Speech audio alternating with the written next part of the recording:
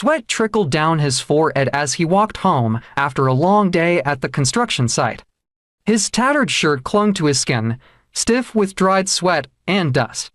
His jeans, faded and torn at the knees, bore evidence of his labor. His worn-out boots kicked up dust with every step he took. His name was Adam Carter, a simple man, or at least that was how he appeared to the world. As he made his way down the road, he saw them. 5 young women, their laughter ringing through the air as they walked together.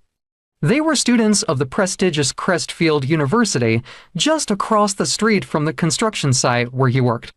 Their expensive handbags swung at their sides, and their neatly pressed skirts and stylish tops spoke of comfort, of privilege, of a life far removed from his own. Something about them caught his attention, not just their beauty, but the ease with which they moved, as if the world belonged to them. With a deep breath, he quickened his pace. He wasn't sure why, but he wanted to speak to them. Perhaps it was foolish. Perhaps he should have kept walking, but he didn't. "Excuse me," he called out, his voice hoarse from the dust and cement that had filled his lungs throughout the day. At first, they didn't hear him, or maybe they pretended not to. Then, 4 of them turned around. Their gazes landed on him, and for a brief moment, there was silence. Then came the laughter. It started as a chuckle, then escalated into something cruel and unforgiving. One of the girls, tall, slender, with long, straight hair, clutched her stomach as she laughed. Another pointed directly at him, her manicured nails glistening in the sunlight. Adam felt his heart sink. Instinctively, he looked down at himself, wondering if there was something on his clothes. Had he stepped in something? Was there dirt on his face? The laughter grew louder. Wait, one of them gasped between giggles. Is he actually trying to talk to us? The other 3 burst into fresh laughter. Adam clenched his jaw, his hands balling into fists at his sides. He had seen this kind of mockery before. The way people with money looked down on those without it. It was nothing new, but somehow, it still stung. Another girl smirked and crossed her arms. "Do you even know your class?" she asked, her voice dripping with condescension. "What?" Adam frowned. "What gave you the right to stop us in public?" She continued, "Do you even know who we are? You think we would talk to someone like you?" The 4th girl wrinkled her nose. "You should be talking to the hawkers on the street, or maybe the beggars, or those poor village girls who don't know any better." She flicked her hair over her shoulder. "Not campus babes like us." The other 3 giggled in agreement. Adam felt a lump form in his throat. He wasn't ashamed of who he was, but the way they spoke made him feel less than human. Then, something unexpected happened. The 5th girl, the only one who hadn't laughed, stepped forward. Her expression was unreadable, but there was something in her eyes: disapproval, pity, anger. "What is wrong with all of you?" she snapped, turning to face her friends. "Why are you mocking him? He did nothing to you." The laughter faded slightly, but the girls still smirked. One of them rolled her eyes. "Oh, come on, Claire. Don't tell me you feel sorry for him." Claire, that was her name. Claire's lips pressed into a thin line. "I don't feel sorry for him," she said. "I just think what you're doing is wrong." Another girl scoffed. "What more could he do that would be worse than stopping us in public?" "Look at him, Claire. Just look." Claire turned her gaze back to Adam. She took in his dusty clothes, his tired face, his calloused hands, and then she smiled. A soft, genuine smile that made Adam's chest tighten. "Laughing at someone just because they have less than you is cruel," she said firmly. "You should be ashamed of yourselves." The girls gave her a look of disbelief. "We have class, Claire," one of them said, tossing her hair, "and he should go find his own." With that, they turned on their heels and walked away, their heels clicking against the pavement. Claire let out a sigh, shaking her head before turning back to Adam. "I'm sorry about them," she said. Adam studied her for a moment. He had expected her to leave with them, to ignore him like the others, but she hadn't. Instead, she was standing in front of him, apologizing for something she hadn't even done. "It's okay," he said quietly. Claire hesitated, then smiled again. "Would you like to be my friend?" Adam was taken aback. Of all the things she could have said, he hadn't expected that. "You want to be my friend?" he asked cautiously. She nodded. Yes. For a moment, he didn't know what to say. He had been mocked too many times, had seen too many people turn their backs on him, but Claire was different. Finally, he nodded. "All right." She grinned. "Great." They exchanged numbers, and as Claire walked away, Adam stood there for a long time, watching her until she disappeared into the distance. Something about her felt different. Something told him that this was only the beginning. For the first time in a long while, Adam Carter felt something stir within him, something he couldn't quite explain. As he walked home that evening, the memory of Claire's smile lingered in his mind. She had defended him. She had chosen to stand apart from her friends, ignoring their mockery and cruelty. That night, as he lay on his thin mattress in his modest apartment, he found himself staring at the ceiling, lost in thought.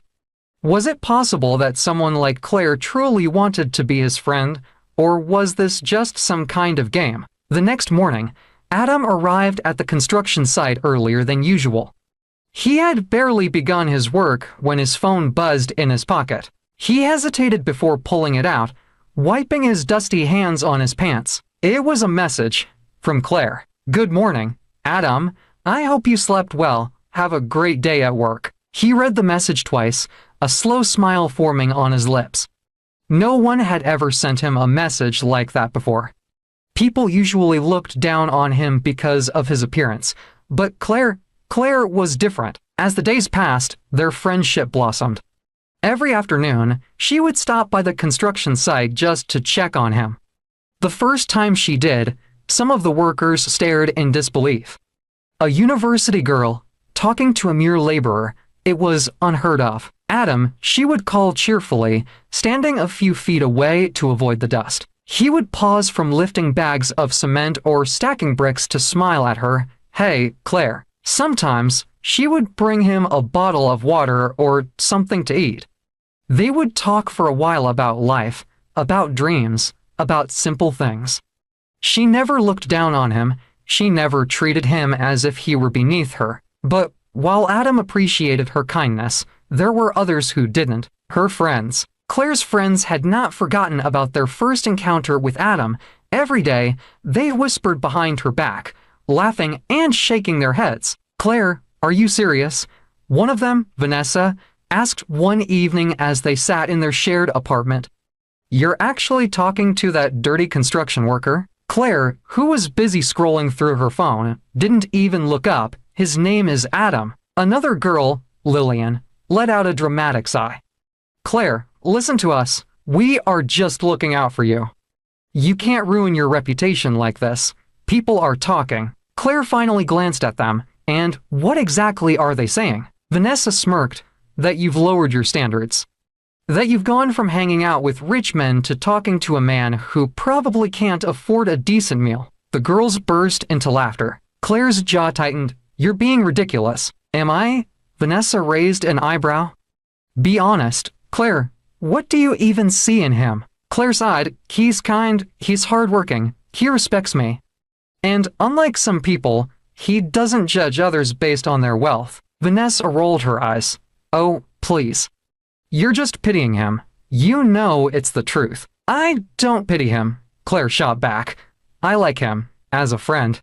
And there's nothing wrong with that." Lillian shook her head. "Suit yourself. But when reality hits you, don't come crying to us." Claire ignored them, but deep down, she knew that their words would only get worse. Days passed, and Adam never once stepped into Claire's home. He respected her space.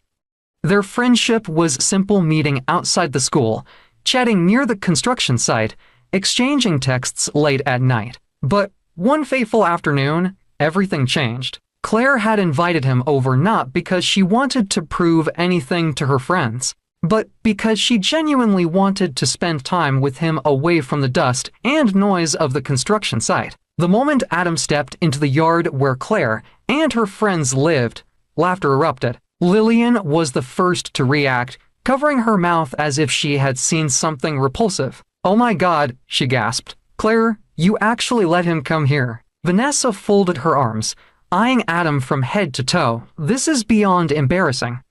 I knew you had lost your standards, but this... Wow? Adam, who had endured insults before, remained calm. He turned to Claire, his expression unreadable. Maybe I should go. No, Claire said quickly. You're here. That's all that matters. She reached for his hand, but before she could take it, Lillian stepped between them. Oh, no, no, no, she said. We can't let him in. Claire's eyes narrowed. Excuse me. Lillian gave a fake smile. Claire, honey, it's for your own good.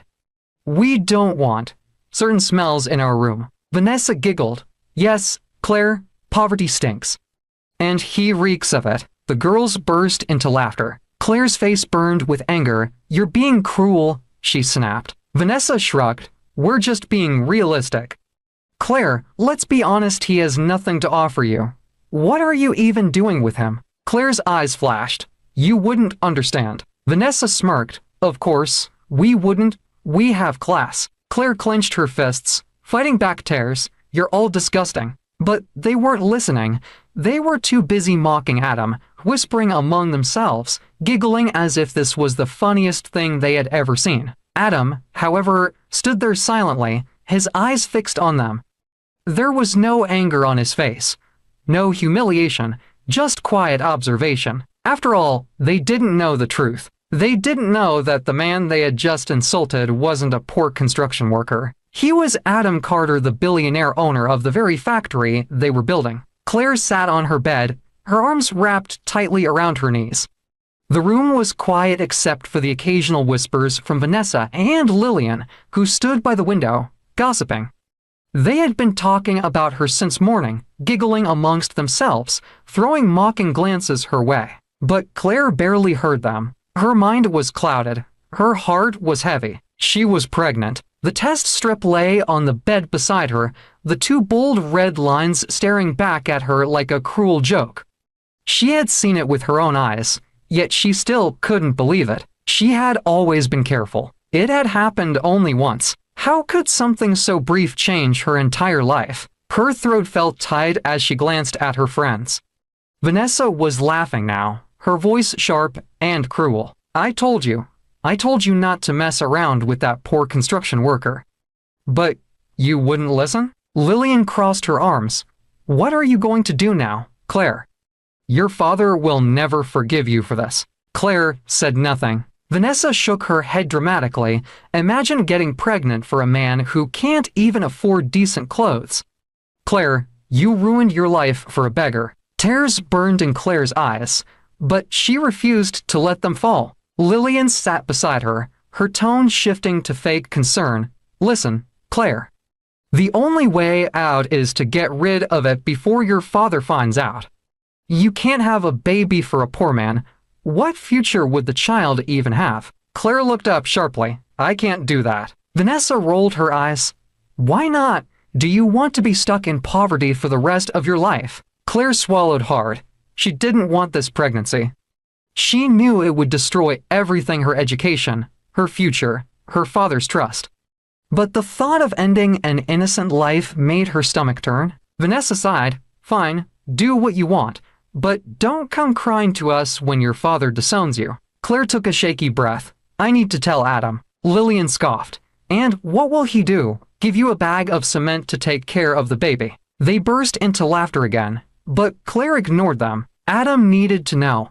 Not because she wanted him to take responsibility, but because she had to tell him herself before her father destroyed everything. She stood up, grabbed her phone, and left the room without another word. Claire had barely walked a few steps when her phone rang. She glanced at the screen. Daddy. Her heart jumped. Her fingers trembled as she answered.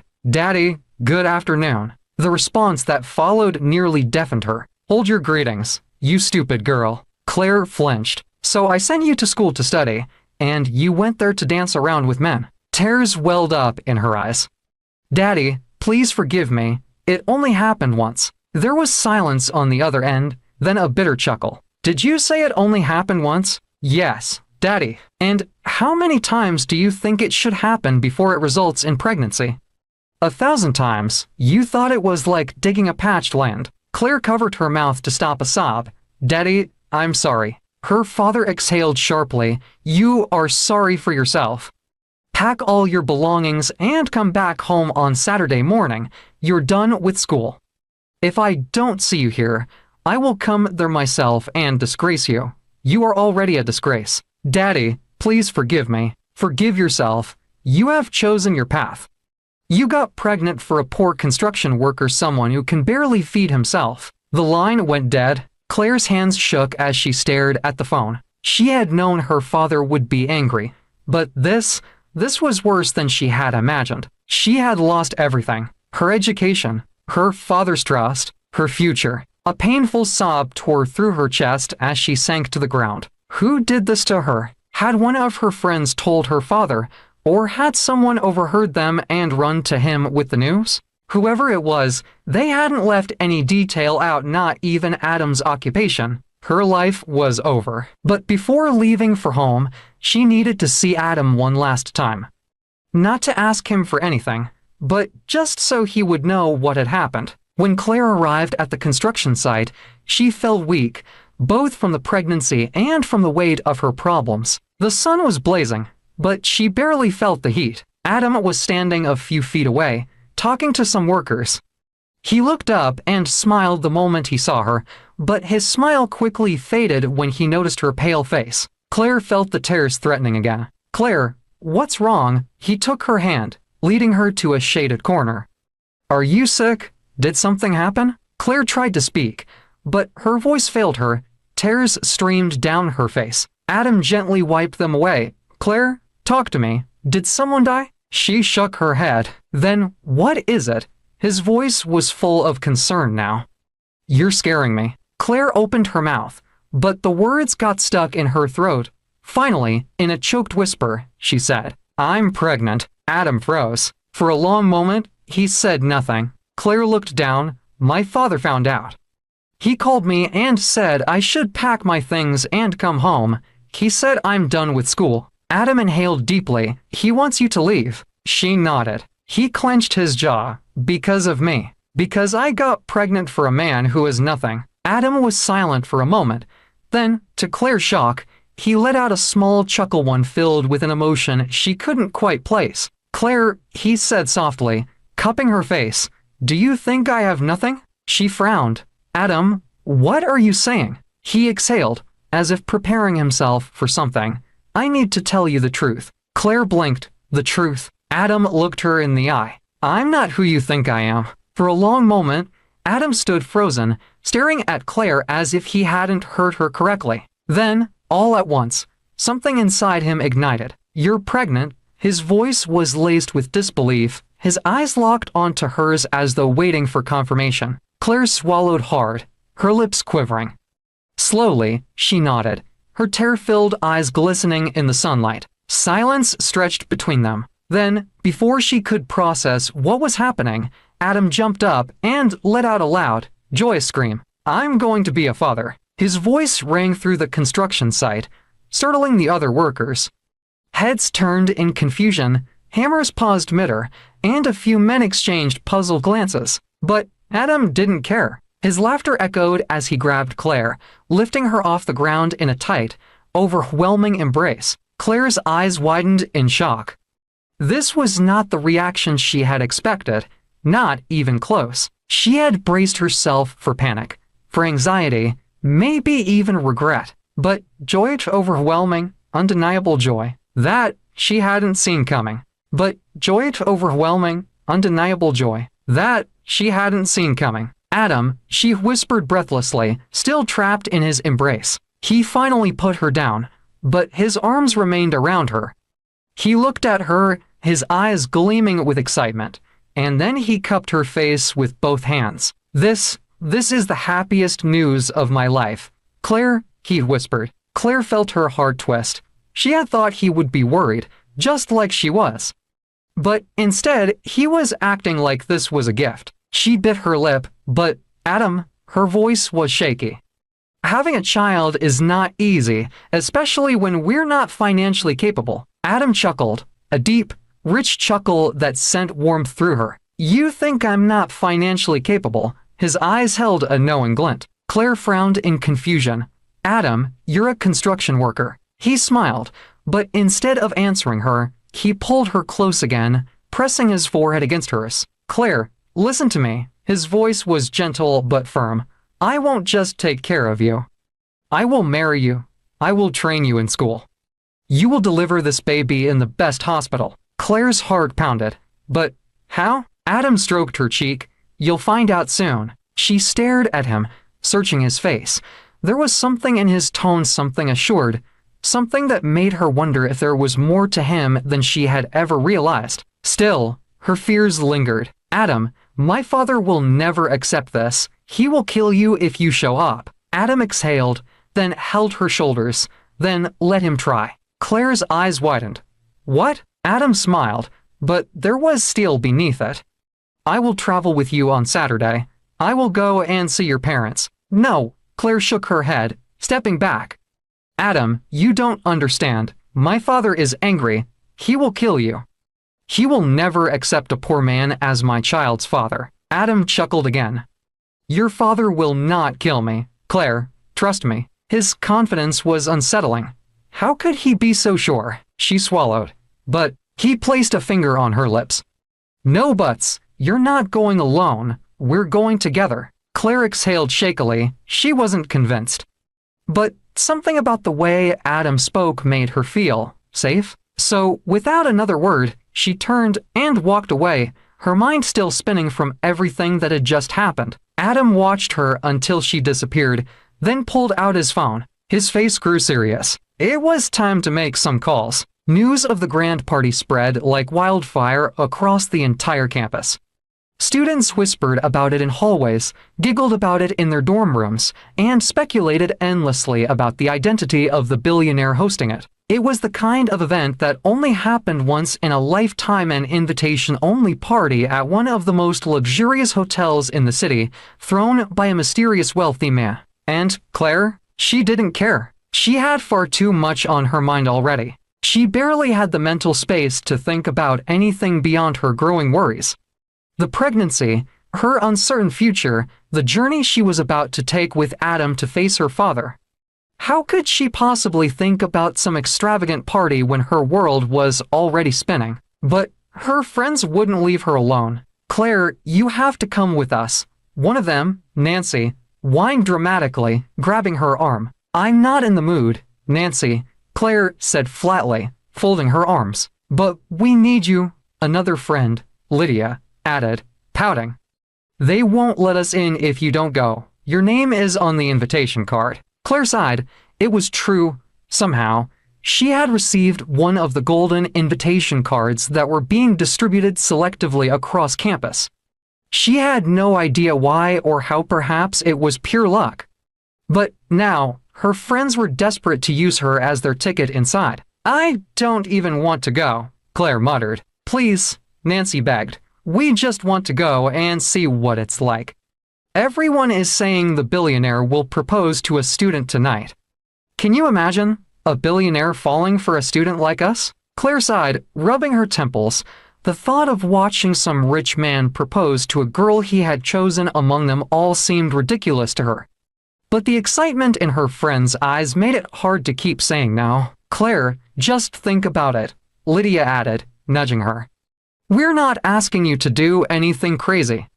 Just come with us. If you're there, we can get in. Claire hesitated. She was exhausted both physically and emotionally, but maybe getting out for one night wouldn't be such a bad idea. Maybe, for just a few hours, she could forget about the weight of her situation. She exhaled. Fine. A chorus of excited squeals erupted from her friends. Yes, Nancy clapped her hands. We have to look stunning tonight, Lydia said eagerly. What if another rich man notices us and falls in love? Claire rolled her eyes, but she didn't say anything. Unlike them, she wasn't dreaming about catching the attention of some wealthy bachelor. She already had a man. And even though Adam wasn't rich, even though he was just a construction worker, he had made a promise to her, a promise that meant the world. And she was carrying his child. She had no business chasing fantasies. That evening, the entire dormitory buzzed with excitement. Girls ran in and out of rooms, borrowing dresses, applying makeup, and styling each other's hair. Claire, on the other hand, was the least excited of them all. She sat quietly in front of the mirror, watching as Nancy carefully applied makeup to her face. "You're so beautiful, Claire," Nancy murmured, brushing powder over her cheeks. Lydia, who was fixing her own hair, smirked. "It's a shame you wasted all that beauty on a construction worker." Claire stiffened. Nancy giggled. "Seriously, Claire, you should have waited for a man like this billionaire." Claire turned to look at them, her eyes dark. "You think love is about money?" Lydia scoffed. "Come on, Claire, be realistic. Do you know how much easier life would be if you married a wealthy man? No struggling, no worries, just luxury?" Nancy nodded. "Exactly. I mean, look at tonight. A billionaire is about to propose to a student. If that were me, I'd say yes immediately." Claire shook her head. "They would never understand. They didn't know what it meant to be loved for who you were, not what you had. They didn't know the warmth in Adam's eyes when he held her, the strength in his voice when he promised to stand by her. And they would never know how deeply she valued that kind of love." She said nothing more. By the time they were ready, they were all dressed in breathtaking outfits, elegant gowns that hugged their figures perfectly. They looked like they belonged in a different world, a world of wealth and privilege. But Claire, even in her stunning dress, she felt out of place. As they arrived at the luxurious hotel, the entrance was filled with students, all eager to get inside. Guards stood at the doors, checking the golden invitation cards one by one. When it was their turn, Claire stepped forward hesitantly and handed over her card. The guard glanced at it, then nodded. "Go in." Nancy and Lydia squealed as they hurried inside. Claire took a deep breath and followed. The moment she stepped in, she felt like she had entered another universe. The ballroom was magnificent. Golden chandeliers hung from the ceiling, casting a soft glow over the polished marble floors. Waiters in black and white uniforms moved around, offering expensive wines and delicacies. A live orchestra played soothing classical music in the background. It was the kind of place she had only seen in movies. And in the center of it all stood the host, the billionaire himself. Claire narrowed her eyes, trying to recognize him. But as she got closer, something about him seemed strangely familiar. Her heart started to race. Why did he look so familiar? And why did she suddenly have the feeling that tonight would change everything? The grand ballroom was buzzing with excitement, yet Claire felt alone in the midst of it all. She turned her head, searching for the friends who had begged her to come, but they were nowhere to be found. Nancy, Lydia, the same girls who had pleaded with her to attend the party had vanished the moment they entered. Claire sighed. She should have known. The moment they saw the extravagance of the event, they had abandoned her without hesitation, each one eager to chase after a wealthy man who might change their lives. She stood awkwardly, wondering which direction to take. Should she leave, stay in one corner? She had never belonged in places like this, and she certainly didn't belong here tonight. Then, suddenly, a voice boomed through the speakers. "Ladies and gentlemen, the moment we have all been waiting for is here. The hour is now." A hush fell over the room. The laughter, the whispers, the clinking of glasses, all of it stopped. Everyone stood frozen in anticipation, eyes wide, hearts pounding, waiting to see the mystery student who was about to receive the proposal of a lifetime. Claire's heart began to race. Somewhere deep inside her, something felt wrong. She didn't know why, but she had this odd sensation crawling up her spine. She swallowed hard and slowly lifted her gaze. And then she gasped, because kneeling right in front of her was Adam, the poor construction worker. The same Adam who had promised to marry her despite having nothing. The same Adam who had assured her that he would take care of her and their unborn child. The same Adam who wore dusty boots and carried heavy bags of cement every day under the scorching sun. But this Adam, he was different. His usual work clothes were gone, replaced with a perfectly tailored black suit that fit him like it was made for kings. His thick, well-groomed hair gleamed under the chandelier's golden light. His eyes, the same brown eyes she knew, now held an air of confidence, power, and something mysterious. Claire's breath hitched. She wiped her palm down her eyes. Maybe I'm dreaming. But she wasn't, because as she blinked in disbelief, Adam held up a sparkling diamond ring so bright, so expensive, that it could have bought an entire building. And then, with the entire room watching, he spoke. "Will you marry me?" Claire's body went rigid. She felt like she had been struck by lightning. Gasps echoed throughout the hall as people began murmuring. Nancy and Lydia, who had been admiring the rich men around them, turned their heads just in time to witness the unbelievable sight. Their jaws dropped. Their eyes nearly popped out of their sockets, because there, in front of the entire crowd, was the same man they had mocked, rejected, and humiliated, now standing as a billionaire, proposing to the very friend they had abandoned.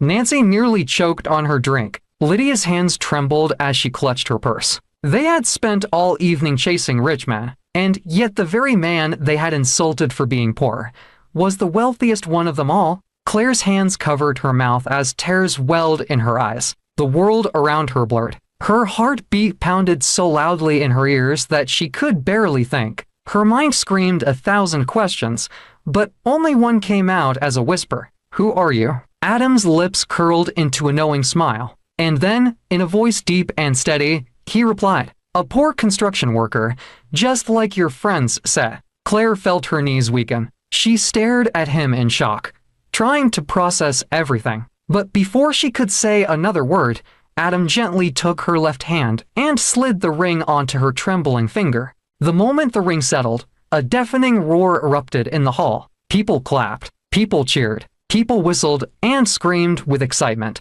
The thunderous applause echoed across the ballroom as everyone celebrated what had just happened. Nancy and Lydia remained frozen in place. Their faces had turned pale, their bodies stiff. For the first time that night, they realized they had made the worst mistake of their lives. The journey back home was the longest and most nerve-wracking journey Claire had ever taken. She sat beside Adam in his sleek black SUV, her hands clutched tightly together in her lap. She could feel the gentle hum of the engine beneath her as they drove past familiar roads leading to her family home. Her heart pounded with every mile they covered. Would her father even let Adam step into their house? Would he yell, curse, or worse, refuse to acknowledge him at all? She stole a glance at Adam, who sat behind the wheel with a relaxed expression, his hand effortlessly guiding the steering. How could he be so calm? How could he act like he wasn't about to meet a man who might throw him out at the sight of him? "You're too quiet," Adam said with a soft chuckle, eyes still on the road. Claire sighed. I don't know what to expect. My father isn't an easy man, Adam. He's always dreamed of marrying me off to someone rich. He'll lose his mind when he finds out you're a construction worker. Adam only smiled. You worry too much. He won't kill me, I promise. Claire swallowed, still unconvinced. I don't think this is a good idea. It's the best idea, Adam said. You're carrying my child, Claire. I want to do this the right way. Her heart softened at his words, but the worry remained. As they drove into her family compound, Claire felt her stomach tighten. The house was just as she remembered, simple but warm, with a small front yard where her younger siblings often played. Her mother, a kind-faced woman with a fading scarf tied around her head, was the first to notice them. She rushed forward, her eyes lighting up in surprise. Claire, my child, she exclaimed, pulling her into a tight embrace. I wasn't expecting you. Oh, you've lost weight. Are you eating well? I'm fine, Mama, Claire said, her voice shaky. Her mother then turned to Adam, her brows furrowing slightly. And who is this fine young man? Claire took a deep breath. Mama, this is Adam, the man I told you about. A silence stretched between them, and then, before her mother could say another word, a deep, stern voice came from behind them. What is going on here? Claire turned to see her father standing at the doorway, arms crossed, his gaze sharp and suspicious. Her heart pounded violently in her chest. He looked at Adam, then back at her. Who is this? Papa, Claire's voice faltered. This is Adam, the father of my child. Silence. A heavy, Suffocating silence. Her father's eyes darkened. You mean to tell me that this man is the one responsible? Adam stepped forward, his voice steady and respectful. Sir, I love your daughter, and I have come to do the right thing. Her father let out a harsh laugh. You, and what do you have to offer her? A future of suffering. A life of carrying cement and mixing sand. Claire's throat tightened. She had expected this. She had prepared for it. But somehow, it still hurt. Mama, she whispered desperately, hoping for her mother's support. But before her mother could intervene, Adam spoke. With all due respect, sir, he said, his voice unwavering, I may not look like much to you, but I promise you, I will give your daughter and your grandchild the best life possible. Claire's father scoffed. And how do you plan to do that?